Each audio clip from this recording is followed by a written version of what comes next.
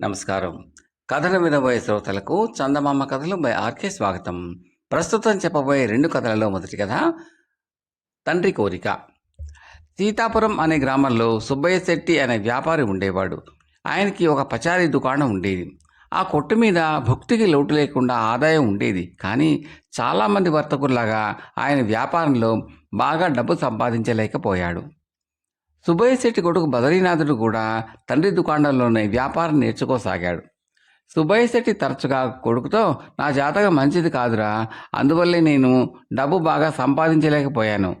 నువ్వైనా బాగా సంపాదిస్తే నాకు తృప్తిగా ఉంటుంది అంటూ ఉండేవాడు. ఒకసారి సుబ్బయ్య శెట్టి ఇంటికి పొరుగురులో ఉండే ఆయన బావమరిది పరంధామయ్య శెట్టి వచ్చాడు. మాటల సందర్భంలో ఆయన సుబ్బయ్య శెట్టి అభిప్రాయం తెలుసుకుని, బావా, నీ వ్యాపారం రాణించకపోవటానికి కారణం నీ జాతకం కాదు, వ్యాపారంలోని మెలకువలు తెలియకపోవటం. మా ఊరిలో నాకు నారాయణ శెట్టి అనే మిత్రుడు ఉన్నాడు. అతని దగ్గర నీ కొడుకును గుమాస్తాగా చేర్పిస్తాను. వ్యాపారంలోని మెలకువలన్నీ నేర్చుకుని పైకి రాగలడు అన్నాడు. సుబ్బయ్య శెట్టి ఇందుకు సంతోషంగా ఒప్పుకున్నాడు. మర్నాడే పరంధామయ్య శెట్టి బదరీనాథుడిని వెంట పెట్టుకుని తన మిత్రుడైన నారాయణ శెట్టి వద్దకు తీసుకుని వెళ్ళి, వీడు నా మేనల్లుడు, నువ్వు వీడికి వ్యాపారంలోని మెలకువలు నేర్పాలి. ఇక నుంచి వీడి బాధ్యత నీది అని చెప్పాడు. నారాయణ శెట్టి సరేనన్నాడు. ఒకరోజు నా నారాయణ శెట్టి కొట్టుకు భూషయ్య అనేవాడు వచ్చి మినువులు మంచి రకం చూపించమని అడిగాడు. బదరీనాథుడు మేలు రకం మినువులు తెచ్చి చూపించాడు. భూషయ్య ఆ మినుములి కొంచెంసేపు పరిశీలించి, ఇంతకంటే ఇంకా మంచి రకం లేవా అని అడిగాడు. అందుకు బదరీనాథుడు, ఇవి మేలు రకానివే, ఇంతకంటే మంచివి లేవు అన్నాడు. ఆ సమాధానం విని భూషయ్య వెళ్ళబోతూ ఉంటే నారాయణ శెట్టి అతన్ని ఆపి, బదరీనాథుడితో, రాత్రి వేరే మూటలు వచ్చాయి, లోపలికి వెళ్ళి దక్షిణ మూలగా ఉన్న మూటలోని మినుములు పట్టుకురా అన్నాడు. భూషయ్య ఈసారి బదరీనాథుడు లోపల నుంచి తెచ్చిన మినుములు చూసి తృప్తిగా తలాడించి, ఈ రకంవి బాగున్నాయి అని మినుములు కొనుక్కుని వెళ్ళాడు. బదరీనాథుడు నారాయణ శెట్టితో, అయ్యా, 2 మూటల్లోని మినుములు ఒకే రకం కదా అంటూ తన అనుమానం వెలిబుచ్చాడు. దానికి నారాయణ శెట్టి, మన దగ్గరకు వచ్చే ఖాతాదారులు కొందరికి నాణ్యత సంగతి బొత్తిగా తెలియదు, కానీ మనం ఎక్కడ మోసం చేస్తామో అని తెలిసినట్టుగా నటిస్తారు. అటువంటి వాళ్లకు మన దగ్గర ఉన్న సరుకు ఒకే రకమైన 2 రకాలుగా చూపిస్తేనే తృప్తి చెందుతారు అన్నాడు. మరొకసారి గిరీశం అనే ఖాతాదారుడు వచ్చాడు. అతను వచ్చేసరికి దుకాణం బాగా రద్దీగా ఉన్నది. గిరీశం బద్రీనాథుడికి తనకు కావలసిన సరుకుల జాబితా ఇస్తూ, జాబితాలో ఉన్నవన్నీ త్వరగా ఇవ్వు, అవతల నాకు ముఖ్యమైన పనులున్నాయి అంటూ తొందర చేశాడు. మీకంటే ముందొచ్చిన వాళ్ళు ఉన్నారండి, వాళ్ళకి ఇచ్చిందాకా ఆగండి అన్నాడు బద్రీనాథుడు. ఈ జవాబుకు గిరీశం కోపం తెచ్చుకుని వెళ్ళబోయాడు. అయితే నారాయణ శెట్టి అతన్ని పలకరించి, ఒక్క నిమిషం కూర్చోండి, ముందు మీ పనే చూస్తాను అని పక్కకి తిరిగి చూస్తూ, ఒరేయ్, ఎవరక్కడా, ముందు గిరీశం గారి సరుకుల సంగతి చూడండి, అలాగే వారి చెంబులో మంచి చల్లటి నీరు పట్టుకురండి, బాగా ఎండరపడి వచ్చినట్టున్నారు అని కేకవేశాడు. ఈ మాటలు విని గిరీశం తృప్తిపడి కూర్చున్నాడు. నారాయణ శెట్టి గిరీశం కంటే ముందు వచ్చిన వాళ్లకు సరుకులు ఇచ్చిన తర్వాతనే గిరీశం సరుకుల సంగతి చూశాడు. అయినా గిరీశం మాట్లాడలేదు. సరుకులు కట్టి ఇచ్చే వరకు ఓపిక ఆగి వాటిని తీసుకుని వెళ్ళిపోయాడు. బదరీనాథుడు నారాయణ శెట్టిని, అయ్యా, గిరీశం ధోరణి నాకు అర్థం కాలేదు, నేనన్న మాట కోపగించుకుని వెళ్ళబోయినవాడు మీరు చాలా ఆలస్యం చేసినా ఎందుకు కిమ్మనలేదు అని అడిగాడు. బదరీనాథ, కొంతమంది ఖాతాదారులు తమకు ప్రాధాన్యత ఇవ్వాలని కోరుకుంటారు. అటువంటి వాళ్లను మనం నలుగురు ముందు బాగా మాట్లాడి మర్యాద చేస్తే సంతృప్తి చెందుతారు అని చెప్పాడు నారాయణ శెట్టి. ఒకసారి చిదంబరం అనే ఆయన దుకాణానికి వచ్చి తనకు కావలసిన సరుకులు తీసుకుని డబ్బు 2 రోజుల్లో ఇస్తాను అని చెప్పాడు. బదరీనాథుడు వెంటనే ఖాతాబద్దు పుస్తకం తీసి బాకీ డబ్బు నమోదు చేయబోయాడు. ఇది చూసిన నారాయణ శెట్టి బదరీనాథుడితో, చిదంబరం గారి వంటి పెద్ద మనుషులు అప్పు తీసుకుంటే మనం ఖాతాబద్దు పుస్తకంలో రాయనవసరం లేదు, వారే జాగ్రత్తగా గుర్తుంచుకుని తెచ్చిస్తారు అన్నాడు. ఆ మాటకు చిదంబరం ఎంతో సంతోషించి వెళ్ళిపోయాడు. చిదంబరం వెళ్ళగానే నారాయణ శెట్టి బదరీనాథుడితో, పుస్తకంలో ఇప్పుడు చిదంబరం ఎంత సరుకు అప్పుగా తీసుకున్నాడో రాయి అన్నాడు. బదరీనాథుడు ఆశ్చర్యపోతూ, ఆయన ఉండగా వద్దని ఇప్పుడు రాయమనడంలో మీ అంతరి నాకు అర్థం కాలేదు అన్నాడు. నారాయణ శెట్టి చిన్నగా నవ్వి, మనం వ్యాపారంలో అందరినీ నమ్మినట్టుగా కనిపించాలి, కానీ ఎవరిని నమ్మకూడదు. చిదంబరం నిజాయితీ పట్ల మనం నమ్మకం కనబరిస్తే అతను నీతిగా బాకీ చెల్లించడానికి కట్టుబడతాడు. ఒకవేళ మనం మర్చిపోయామని అతను భావించి ఊరుకుంటే అప్పుడు మనం పద్దు చూపించి అడగడానికి వీలుంటుంది అన్నాడు. ఒక సంవత్సరం గడిచిన తర్వాత నారాయణ శెట్టి బద్రీనాథుడితో, నీకు వ్యాపారంలోని మెలకువలు చాలా వరకు చెప్పేశాను. ముఖ్యమైనది మరొకటి ఉంది, అది బాకీ వసూలు. ఆ కిటుకు కూడా తెలుసుకున్నావంటే నీకు ఇక తిరుగు ఉండదు. మనకు సిరియాలుడు అనేవాడు 100 వరహాలకు పైగానే బాకీ ఉన్నాడు. వాడి దగ్గర సొమ్ము వసూలు చేసుకురా అని చెప్పాడు. బద్రీనాథుడు 2-3 సార్లు సిరియాలును కలిసి బాకీ సంగతి అడిగాడు. వాడు ఇచ్చే ధోరణిలో లేడు. ఆ బాకీ ఇవ్వకపోగా సిరియాలుడు సరుకు అప్పు కోసం మళ్లీ దుకాణానికి వచ్చాడు. బద్రీనాథుడు దీని కోపం తెచ్చుకుని, పాత బాకీ ఇచ్చేదాకా మళ్ళీ అప్పు పెట్టం కుదరదు అన్నాడు. అంతలో నారాయణ శెట్టి కల్పించుకుని, సిరియాళ, అవసరమైన సరుకులు తీసుకువెళ్ళు, వీలు చూసుకుని డబ్బు సర్దుబాటు చెయ్యి. నీ దగ్గర డబ్బెక్కడి పోతుంది అన్నట్టు మీ పెద్దమ్మాయికి పెళ్లి సంబంధం కుదిరిందట కదా, ఈ బాకీ తీసివేస్తే మళ్ళీ పెళ్లికి అవసరమైన సరుకులు అప్పుగా తీసుకుపోవచ్చు అన్నాడు. నారాయణ శెట్టి మాటల వలలో పడిన సిరియాలుడు 4 రోజుల్లో బాకీ పూర్తిగా జమకట్టాడు. వారం రోజుల తర్వాత కూతురు పెళ్లికి అవసరమైన సరుకుల కోసం వచ్చిన సిరియాలుడితో నారాయణ శెట్టి, ఈ మధ్య వ్యాపారం బాగా సాగటం లేదు, నీకు అప్పు ఇవ్వనందుకు ఏమీ అనుకోకు, మరెక్కడైనా ప్రయత్నం చెయ్యి అన్నాడు. ఈసారి పెద్ద మొత్తంలో అప్పు చేసి ఎగేయాలన్న ఎత్తులో ఉన్న సిరియాలుడు నారాయణ శెట్టి అసలు సంగతి గ్రహించాడని మారు మాట్లాడకుండా వెళ్ళిపోయాడు. తన కేసు ఆశ్చర్యంగా చూస్తున్న బద్రీనాథుడితో నారాయణ శెట్టి, నిజానికి సిరియాలుడు డబ్బు స్తోమత కలవాడే, అయితే అప్పులు ఎగవేసే మనస్తత్వం అతడిది. అలాంటి వాళ్లకు కీలేరి వాత పెట్టాలి అన్నాడు. కొన్నాళ్ళు జరిగాక నారాయణ శెట్టి బద్రీనాథుడిని పక్కన కూర్చోబెట్టుకుని ఆప్యాయంగా, నాయనా, ఇప్పుడు నీకు తెలియని వ్యాపార రహస్యాలు మెలకువలు లేవు. ఇంటికి వెళ్ళి మీ నాన్నగారి వ్యాపారం నీ చేతికి తీసుకో అని చెప్పాడు. బద్రీనాథుడు నారాయణ శెట్టికి వినయపూర్వకంగా నమస్కరించి తన ఊరు చేరి తండ్రి వ్యాపారం చేపట్టి కొద్ది కాలంలోనే తండ్రి వ్యాపారాన్ని అభివృద్ధి చేసి తండ్రి కోరిక తీర్చాడు. కథ సమాప్తం. 2వ కథ, రాజలక్షణం. కథలోకి వెళ్ళబోయే ముందు శ్రోతలకు మనవి, మీకు ఈ కంటెంట్ నచ్చితే లైక్ చేయండి, బంధుమిత్రులు షేర్ చేయండి, సబ్స్క్రైబ్ చేసి గంట సేపల్లో కాల్ కూడా నొక్కండి. మీ సూచనలు సలహాలు కామెంట్లో తప్పక తెలపండి. చాలామంది చూస్తున్నారు కానీ కామెంట్లు పెట్టడము లైక్ చేయడం లేదు. దయచేసి అవి చేయండి, నన్ను ఎంకరేజ్ చేయండి. Thank you very much. ఇక కథలోకి వెళ్దామా. 2వ కథ, రాజలక్షణం. పట్టువదలని విక్రమార్కుడు చెట్టు వద్దకు తిరిగి వెళ్ళి చెట్టుపై నుంచి శవాన్ని దించి భుజాన వేసుకుని ఎప్పటిలాగే మౌనంగా శ్మశానం గేసి నడవసాగాడు. అప్పుడు శవంలోని బేతాళుడు, రాజా, ఇంత అర్ధరాత్రి వేళ భీతిగొలిపి ఈ శ్మశానంలో ప్రతిసారి ప్రయత్నం విఫలమవుతున్నా కార్యసిద్ధి కోసం నువ్వు పడుతున్న శ్రమ మెచ్చదగింది. అయితే కొందరు పరిస్థితుల కారణంగా అయాచితంగా లభించే గొప్ప అవకాశాలని కూడా తగినంత విచక్షణ జ్ఞానం లేక కోల్పోతూ ఉంటారు. నువ్వు తీరా కార్యం సిద్ధించే తరుణంలో వాళ్ళలాగే ప్రవర్తిస్తావేమోనన్న శంక కలుగుతున్నది. ఇందుకు ఉదాహరణగా ఒక కట్టెల కొట్టేవాడి కుమార్తె కథ చెప్తాను, శ్రమ తెలియకుండా విను అంటూ ఇలా చెప్పసాగాడు. కొండాపురం అనే గ్రామ ప్రాంతాన గల అడవుల్లో కట్టెలు కొట్టేవాడొకడు గుడిసె వేసుకుని నివసిస్తూ ఉండేవాడు. వాడికి ఒక్కగానొక్క కూతురు ఉష. చిన్నతనంలోనే తల్లిని పోగొట్టుకున్న ఆమె ఎంతో ఓర్పుగా నేర్పుగా ఇంటిని దిద్దుకుంటూ తండ్రికి అన్నిటా సాయపడుతూ ఉండేది. ఆమె అవ్వ దూర ప్రాంతాన గల అడవిలో ఉన్నది. భర్త పోయాక ఆ ఇల్లు వదలలేక ఒంటరిగా ఆ ఇంటనే ఉంటున్నది. ఒకనాడు భోజన సమయంలో కట్టెలు కొట్టేవాడు కూతురితో, అమ్మా ఉష, మీ అవ్వను చూసి నువ్వు చాలా కాలం అయింది, ఒకసారి వెళ్ళి ఎలా ఉన్నదో చూసి రాకూడదా అన్నాడు. నేను వెళితే ఇక్కడ నీకు ఇబ్బంది కదా అన్నా అన్నది ఉష. ఏ ఇబ్బంది లేదు, నేను చూసుకుంటాను, నువ్వు ఒక 10 రోజుల పాటు తన దగ్గరే ఉంటే మీ అవ్వ చాలా సంతోషిస్తుంది, రేపే బయలుదేరు అన్నాడు కట్టెలు కొట్టేవాడు. ఉష మర్నాడు బయలుదేరడానికి సిద్ధం కాగానే ఆమె పెంచుకుంటున్న పక్షులు పెద్ద కోలాహలంగా ఆమె వెంట బయలుదేరాయి.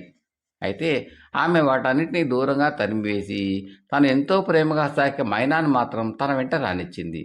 కానీ ఆమె చీకట పడుతుండగా అవ్వ ఇల్లు చేరేసరికి ఆమె కన్నుగప్పి ఆ వెనకనే వడ్రంగి పిట్ట, మేదర పిట్ట రానే వచ్చాయి. ఆ సమయంలో అవ్వ నిప్పుల మీద జొన్న రొట్టెలు కాలుస్తున్నది. మైనా ముందుగా వంటింట్లోకి పోయి మంచినీటి కుండ మీద వాలి, చుట్టాలం వచ్చాం, మరి 4 ఎక్కువ రొట్టెలు కాల్చవ్వా అన్నది. మాట్లాడే మైనాను చూడగానే మనవరాలు వచ్చిన సంగతి గ్రహించి అవ్వ ఆనందంగా ఎదురు వెళ్ళి, రాబోయే మనవరాలరా, ఇన్నాళ్లకు నీకు ఈ ముసలవ్వ గుర్తొచ్చిందన్నమాట రా అంటూ ఇంట్లో తీసుకుని వచ్చింది. నేను ఇటు రావడం అంటే నాన్న కొంత ఇబ్బంది కదా అవ్వా అన్నది ఉష. ఇంతకో మీ నాన్న ఎలా ఉన్నాడు? నీకేమన్నా పెళ్లి సంబంధాలు చూస్తున్నాడా, లేకపోతే నన్ను చూడమన్నాడా అంటూ పెద్దగా నవ్వింది అవ్వ. ఇంకా నయం, ఈ అడవిలో నా కోసం ఏ కోతినో కొండముచ్చునో కట్టబెట్టేలా ఉన్నావు నువ్వు అన్నది ఉష చిన్నగా నవ్వుతూ. ఆమె లోపల ముందు గదిలో వేసి ఉన్న 3 పాతకాలపు చెక్క మంచాలను చూసి, అవ్వ, తాతయ్య కాలం నాటి ఈ మంచాలను అటక మీద నుంచి ఎందుకు దించినట్టు అని ఆశ్చర్యంగా అడిగింది. అవ్వ తలాడించి, అదొక పెద్ద కథ, ముందు నువ్వు స్నానం చేసి వస్తే వేడివేడి జొన్న రొట్టెలు వడ్డిస్తాను తిందుగాని అన్నది. ఉష స్నానం చేసి వచ్చి రొట్టెలు తింటూ ఉండగా అవ్వ ఆమెకు ఆ మంచాల కథ చెప్పింది. ఆ దేశపు రాజైన రాజసింహుడి భార్య ఒకే కాన్పులో 3 మగపిల్లలను కన్నుమూసింది. ఆ 3 యుక్త వయస్కులయ్యారు. జయుడు, అజయుడు, విజయుడు వాళ్ళ పేర్లు. అయితే విద్యాభ్యాసం పూర్తయిన 3 రాజకుమారులు బాధ్యత లేకుండా తిని తిరుగుతున్నారు. అనారోగ్య కారణంగా రాజసింహుడు రాజ్యభారం ఎవరో కొడుకు అప్పగించాలని చూస్తున్నాడు. అయితే కొడుకులో ఎవరికీ కూడా రాజ్యభారం వహించాలన్న ఆసక్తి లేదు. ఈ సంగతి గ్రహించిన రాజసింహుడు ముందుగా ఎవరు వివాహం చేసుకుంటారో వాళ్ళు రాజ్యం దక్కుతుందని చెప్పాడు. పెళ్లి మీద కోరికతోనన్న కొడుకులు రాజ్యభారం వహిస్తారని ఆయన ఆశ. దీనితో రాజకుమారులు తమకు ఏ పిల్ల నచ్చలేదు అంటూ వివాహాన్ని వాయిదా వేస్తూ వస్తున్నారు. దాదాపు అన్ని రాజ్యాల రాజకుమార్తెలను వాళ్ళు నిరాకరించారు. ఇది పని కాదని రాజసింహుడు ఆ 3తో, మీకు నచ్చే అమ్మాయిని మీరే వెళ్ళి వెతుక్కోండి, ఒక సంగతి మాత్రం గుర్తుంచుకోండి, ముందుగా పెళ్లి చేసుకున్న వాడిది రాజ్యం అని చెప్పేశాడు. ఆ రాజకుమారులు రోజు ఉదయమే నచ్చే అమ్మాయిని వెతికే నెపంతో బయలుదేరి ఎండవేళకు ఈ అడవిలోకి వస్తారు. సాయంత్రం దాకా అవ్వ ఇంట్లో చదరంగము నిద్రలతో కాలం వెళ్ళబుచ్చి చీకటి పడి కోటకు వెళ్ళిపోతారు. వాళ్ళందరికీ వడ్డీ వడ్డించినందుకేనేమో నువ్విలా చిక్కిపోయావు అన్నది ఉష అవ్వ చేయి పట్టుకుని చూస్తూ. అదేం కాదు, తినడానికి అన్నీ వాళ్లే తెస్తారు. రాజకుమారులు రావడం మొదలుపెట్టాక నిజానికి నాకు పగలపూట వంట చేసే బాధ తప్పిందనుకో అన్నది అవ్వ పెద్దగా నవ్వుతూ. సరే, మిగతా సంగతులు రేపు వింటాను, నన్ను కాస్త నిద్రపోని అంటూ ఉష ఒక చెక్క మంచం మీద పడుకున్నది. అయితే ఆ మంచం మీద ఆమెకు క్షణం కూడా నిద్ర పట్టలేదు. ఆ పాతకాలపు మంచం నిండా నల్లులున్నాయి. అవి రాత్రంతా ఆమెను కుడుతూ నిద్ర పోనివ్వలేదు. ఉష తెల్లవారు లేస్తూనే, అవ్వ, అసలు ఆ వస్తున్నది రాజకుమారుల రాజమనుషుల, ఈ నల్లుల చెక్క మంచాల మీద వాళ్ళకు అసలు నిద్ర ఎలా పడుతున్నది అని అవ్వనడిగింది.